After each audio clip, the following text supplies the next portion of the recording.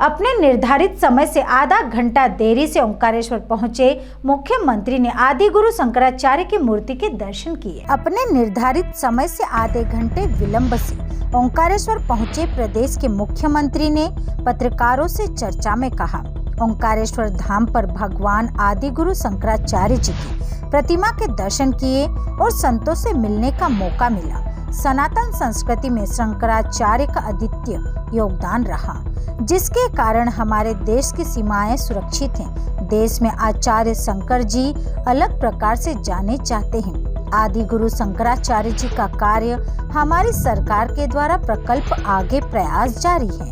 1200 साल पहले शंकराचार्य जी ने अलग पहचान दी है। शंकराचार्य जी से जुड़े अध्यात्म विषयों को लेकर योजना बनी हुई है। हमारी सरकार इसको आगे बढ़ाएगी। पत्रकारों द्वारा पूछे गए प्रश्न पर मुख्यमंत्री ने कहा, समय सीमा में ही कार्य पूरा होगा। सिंहस्थ 2028 को लेकर हमारी सरकार युद्ध स्तर पर कार्य कर रही है। ज्योतिर्लिंग उज्जैन और महाकाल के बीच अब प्रतिदिन हजारों श्रद्धालु आने लगे हैं। अब हमेशा सिंहस्थ जैसा लगता है। 12 साल में 12 महीने ही आवागमन बढ़ा है। पर्यटन का नया प्रकल्प बना है। जो ज्योतिर्लिंग के दर्शन करना चाहते हैं उन्हें संपूर्ण सुविधा दी जाएगी। आपने देखा है, प्रधानमंत्री के नेतृत्व में 4 लेन कार्य लगभग चालू हो गया, जून तक पूरा हो जाएगा।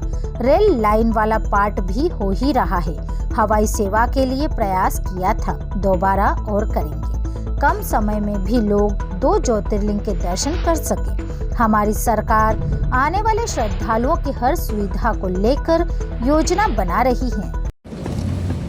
ओंकारेश्वर धाम पर भगवान आचार्य शंकराचार्य आदि शंकराचार्य के प्रकल्प को देखने का आज मुझे मौका मिला। और न केवल उनकी अपने इस स्थान पर आकर के उनकी प्रतिमा के दर्शन किए, बल्कि यहाँ के सभी आध्यात्मिक अनुभूतियों से भी मिलने का मौका मिला। ये पूरे प्रोजेक्ट को समझने का मौका मिला। सनातन संस्कृति के लिए आचार्य शंकर का अपना एक इतना अद्वितीय योगदान है, जिसके कारण से हमारे देश की न केवल सीमाएं सुरक्षित है, बल्कि पूरे देश में आचार्य शंकर एक अलग प्रकार से एक ऐसे विभूति के नाते से जाने जाते हैं, जिनके आधार पर हमारी सनातन संस्कृति के हर संत को, हर समाजजन को गर्व और गौरव होता है। ऐसे में सरकार के द्वारा ये प्रकल्प और आगे बढ़े। माँ नर्मदा की पवित्र धारा के किनारे स्थित ये पवित्र धाम, ज्योतिर्लिंग का भी अपना आनंद है, ज्योतिर्लिंग का अपना आशीर्वाद है। लेकिन यहाँ 1200 साल पहले शंकराचार्य जी ने दीक्षा लेकर के इस धाम को भी एक तरह से अलग पहचान भी दी है। ऐसे में शंकराचार्य जी के जुड़े हुए सारे वेदांत से लेकर सभी आध्यात्मिक पक्षों को लेकर के कई सारे प्रकार की अच्छी योजना बनी हुई है। हमारी सरकार इस पर और आगे काम करेगी। कब तक पूरा होगा पूरा प्रकल्प? जो समय सीमा है उसी के सीएम साहब को लेकर क्या व्यवस्था है यहाँ पर ओंकारेश्वर? जैसे आपने देखा होगा कि सीमांत को लेकर हमने अपनी पहली प्रायोरिटी गत साल में रख दी थी। इसीलिए सिंहस्थ की जो मूल सुविधा है, उन सुविधाओं पर विकास की सारी बातें, जो खास करके आवागमन के सारे रास्ते ठीक ढंग से बन जाए, यात्रियों को परेशानी नहीं हो। और केवल 12 साल में एक बार नहीं, अब तो 12 ही महीने इन धामों पर आवागमन और धार्मिक यात्रियों का एक नया, एक तरह से धार्मिक पर्यटन का एक नया प्रकल्प बना है। उस नाते से हमारा प्रयास है कि देश और दुनिया के कोई भी व्यक्ति अगर 2 ज्योतिर्लिंग के दर्शन करना चाहते हैं तो आपने देखा ही यशस्वी प्रधानमंत्री के नेतृत्व में हमारे 4 लेन भी बहुत जल्दी अब एक तरह से चालू ही हो गया। क्या बचा है?